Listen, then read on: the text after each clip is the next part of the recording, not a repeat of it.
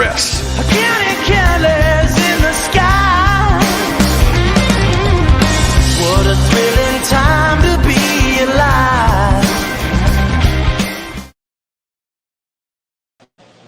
What is up, everybody? Post-game show here. Georgia beats Mississippi State 41-31, presented to you by our friends over at Bulldog Snacks. Run over to Bulldog Snacks. It is the official snack of UGA and the Classic City Collective, and they are our partners here on game day. They watched us write about Georgia, this 41-31 win, and up and down again, man. Up and down again, Rusty. It's just it's rough, man. It's rough how they just cannot play well quick, and they can't play well long. Yeah, I mean, in spurts, you look at the whole thing with Georgia, and they're up 34-10, and you're thinking they're about to knock this thing out, and they get down, score really quick there to start the second half, come right back down, a couple of chunk plays, and throw interception right there. And I'm in a great game for, by the way, 600-something yards offense. Carson Beck set records. But after that play, Georgia was kind of unable to really adjust at that point. Mississippi State picked up a lot of momentum, and defensively, you just don't see Georgia give up 31 points, especially at home. And things kind of unraveled. But, you don't apologize. You never apologize for wins. But everybody kind of understands what's coming down the line. And it starts in 7 days from right now. They'll be in Austin, Texas. But tonight, Georgia gets a win in spurts. Jake, interested in your thoughts. I thought Carson Beck, when he threw some great balls tonight. I thought they did some really good things, but defensively, man, it's kind of a head scratcher. We'll see what Georgia does as they go into a huge matchup with probably the best team on paper they played this year and Texas next week in Austin. I didn't think they clicked right away. I mean, listen, a batted pass at the line of scrimmage, those are going to happen sometimes, yeah. and I get that. It doesn't feel the same as it should. It doesn't feel the way it should when you've been starting as slow as Georgia has, and that's kind of, I believe, that's why that kind of jumped out to folks. But Georgia comes back, they tie it. I like the fact that Georgia had a response for everything, Rusty. Like Mississippi State pulls it to 13-10 in the first half. Georgia goes on a 21-0 run and takes control of the game. Mississippi State, they relax, kind of let Mississippi State back into it. A 14-0 run, not a big, long, extended run to really threaten them and get within the two scores. And then Georgia comes back with a 7-minute drive, and they put points on the board. Aggressive, I thought, Georgia wasn't. I thought once they got aggressive is when Carson Beck really settled in. He made one bad decision really after that pick and the batted pass. He made really one bad decision, maybe another one kind of later in the game trying to force the ball. But, I mean, they put the ball in his hands 47-48 times tonight.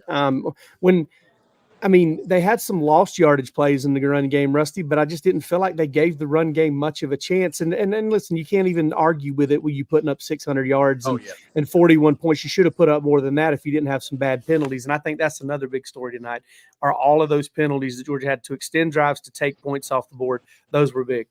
Yeah, a couple of things, too. You start talking about penalties, man. Costly penalties. You had a roughing the passer on Damon Wilson that enabled them to convert, and then they go down and score. You dial up a blitz. You get Chaz Chambliss on a free, unblocked, comes in and just gets a face mask. Guess what happens? That extends the drive, and then they score after that. So little things like that matter, and that's what's going to be head-scratching for Georgia, to look at those penalties, those types of things.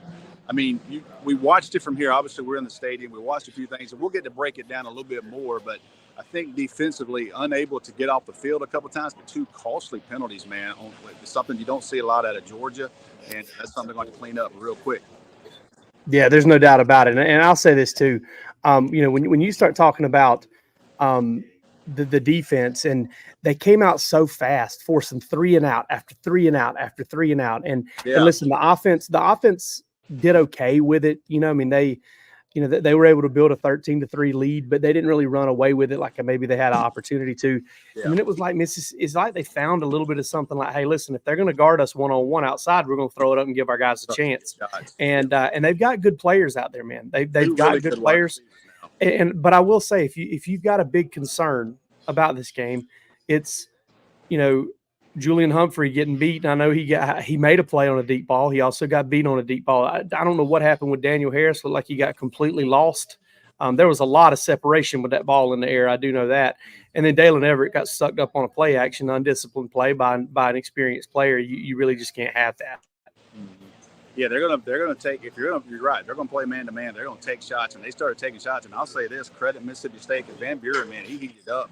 That last touchdown pass he threw was flat out on the money to get them to 31 points. But the ball, I put on the board at one point, Georgia had held them to 12 yards of offense, and then they throw that 58-yarder coming out of motion, and they catch Daniel Harris, get on top of him, and they kind of started rolling to that. But you're right, early on, the first, I think, the first 5 series, they only had 12 yards, which you're not going to think they're going to get up to 31 points. But it is what it is. You're going to go back and look at that tape. But, Georgia's going to play man-to-man, period. They're going to play man-to-man. That's just who they are. And we'll see when we go back and look at the tape kind of what you saw there. But, it's, both sides of the ball in spurts. But offensively today, 600-something plus yards, 41 points at home.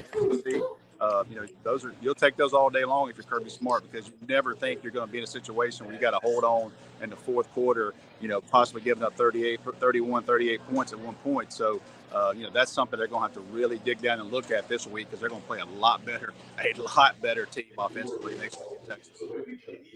We're going to get into more on the game here real quick, but want to shout out Bulldog Snacks here real quick. Bulldog Snacks, the official snack of UGA and the Classic City Collective. Listen, Bulldog Snacks, 36 bars, 10 cookie pouches.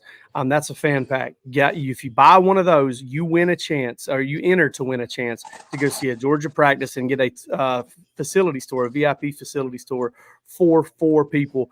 Guys, listen, this stuff is awesome. It's really tasty. I brought some cookies to Palmer today.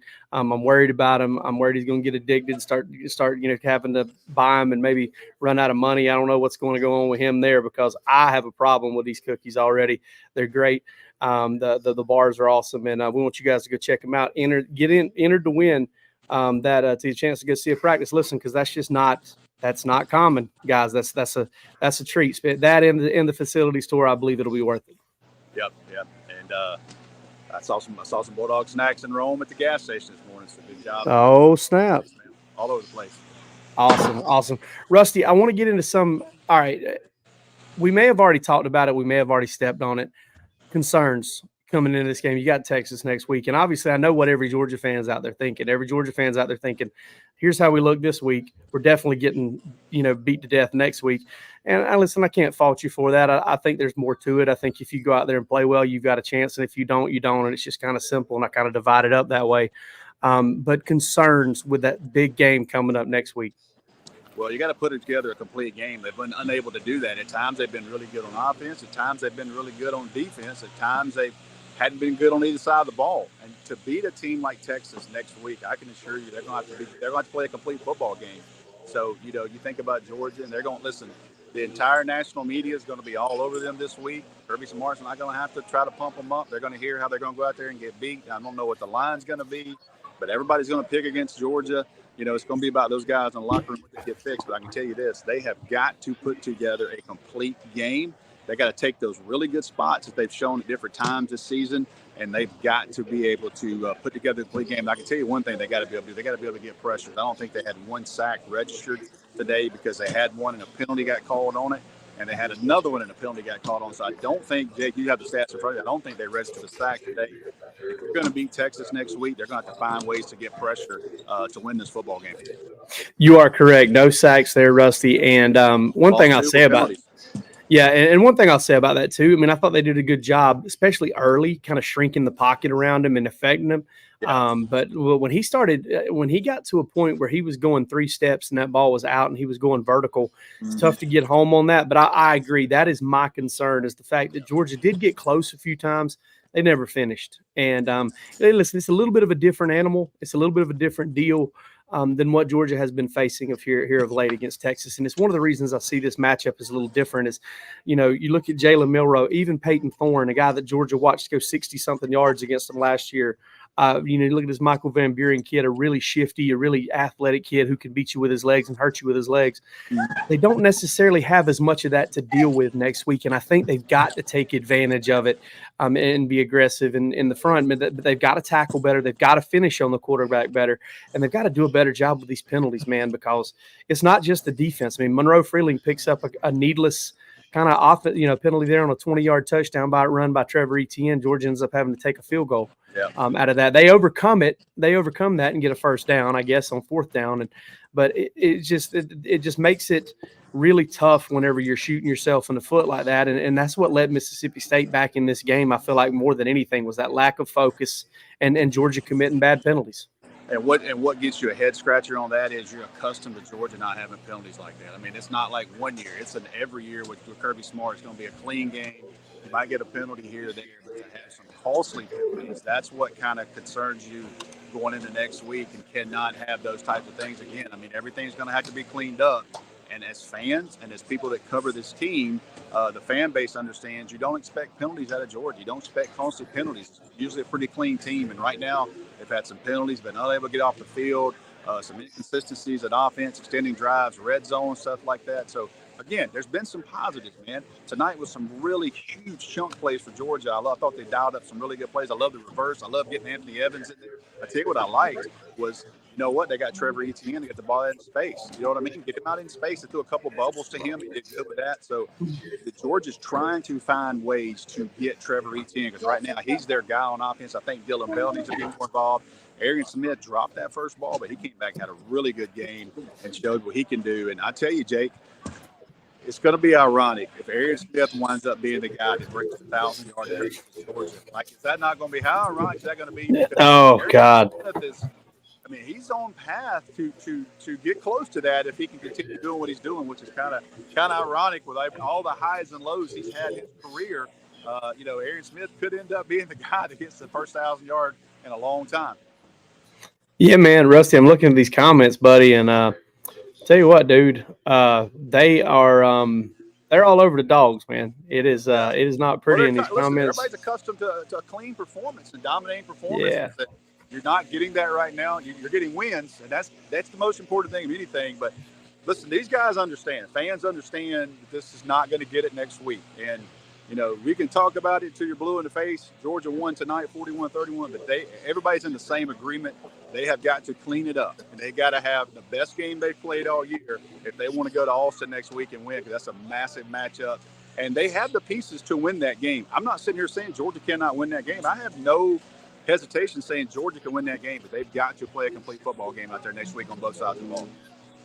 Yeah, and one of the things I think that we're looking at is we're seeing a team that, different than the 2021 and 2022 teams. It's not as deep, and you're still trying to bring some things together. You're still trying to get some guys on the same page, and the margin for error is just not there. You can't. No. This team has to play cleaner football in order to kind of meet its potential. Otherwise, you know, it doesn't have the ability to overcome negative plays and turnovers constantly, which is what you're kind of seeing during these kind of low stretches of games. And listen, I'm not concerned about whether or not Georgia can play winning football or whether it's capable of beating anybody. But listen, I totally get where people are coming from whenever you have the opinion. It's like coaches in practice. If they're seeing the same thing over and over in practice, then they're going to kind of expect that, and that's going to determine whatever you're doing there and what they expect they're going to want to see in a game. It's the same way with fans. What you guys see on the field every Saturday is what you're going to come to expect from this team. I can't argue with you that you're can expect Georgia to play poorly next week, because that's what they've done. They've been so up and down. They haven't been consistent, but it's not a capability issue. Georgia's just got to go play well. Yeah, and I'll say this too. Look at Georgia, man, and we talk about lack of explosive plays. They have 16-play drive, 13-play drive, 13-play drive, 9-play drive. They are having to basically dink and dunk down the field and do what they can. So they're going to have to find some chunk plays, and they did tonight. Credit Georgia. They did find that tonight. And if you want to take anything from what you see, the latest with Georgia taking shots down the field, Arian Smith with a hell of a catch, man. Fell on the ball. Wasn't real sure where he was, and came back in the game, catches a touchdown pass. And they have to have number 11, man. I think they got to get Dylan Bell more involved. I think Lawson Lucky had a decent night. They got to get Oscar Delp going. They have got to get number 4 going in the passing game. And when you don't have Kobe Young and you have that big body guy, you got to find it somewhere. And I think they're going to have to find it out of Oscar Delp and those guys. Yeah, and now I'll say this too. Dylan Bell, I believe, had over 80 total yards tonight. You had Anthony Evans, who had over 90 total yards tonight when you count for a like that. a 50. Yeah. So, I mean, you got some guys kind of put together some pretty good days. Ben Urasic got involved in the passing game. I still think London Humphreys has to be a bigger factor there. Seems like a great thing. His catch, I believe it was around 20 yards, I believe. That catch was, I thought, a big for the offense and kind of got some things going for him and got them rolling. All right, Rusty. One more thought before we get out of here. What's the thing this week? What's your message this week? What are we talking about this week as far as Georgia, Texas? I think it's simple, man. You've got to get ready. You got to put together the best game you played all year. Can you beat Texas? Absolutely, you can beat Texas. You have the pieces to beat Texas. But the Georgia Bulldogs have to play a complete football game next week out there because they're going to play a very confident team that's rocking and rolling right now. I do think Georgia's the best team they've played by far. That Oklahoma team they beat today is missing a ton. I don't think Oklahoma's really that good right now. So, you're going to hear the national media all week long talking about Texas, and rightfully so, they've earned that. But I'm confident in saying this is the best team that Texas has played by far. It's going to roll into Austin next week. Going to be a ton of Georgia fans out there. We'll see how it goes. But if you're Georgia, you go look at this tape, and you circle the wagons, and you get together and say, this is what we got to do, and we got to put one together. It's a huge game for playoff situations down the line, huge game in standings. We'll see what Georgia does. But, you got to put it together. I don't know how many times you can say it. You got to put together a complete game. You can't have spurts. Offense can't play good one night and defense play good the next night. Both sides of the ball have got to put together a piece, and some guys have got to step up and go out there and win that game next week in Austin. Got one thing for you, Rusty. 10-point lead. Georgia's going to try to drive the field and eat some clock and score. Number 3 was in the ball game. And that to me, kind of, listen, I know Branson Robinson's dinged up and everything. Yep. I don't know the prognosis of that, but I think you can pretty much expect 3 early and often in the game next week with Nate Frazier there. I think getting carries at that point of the game they showed some confidence in him. He protected the ball and did a pretty good job there down the stretch. So, listen, we'll be back with you tomorrow night with the Georgia show. We'll have a couple more shows this week. We'll be talking Texas. We may come to you live from Austin.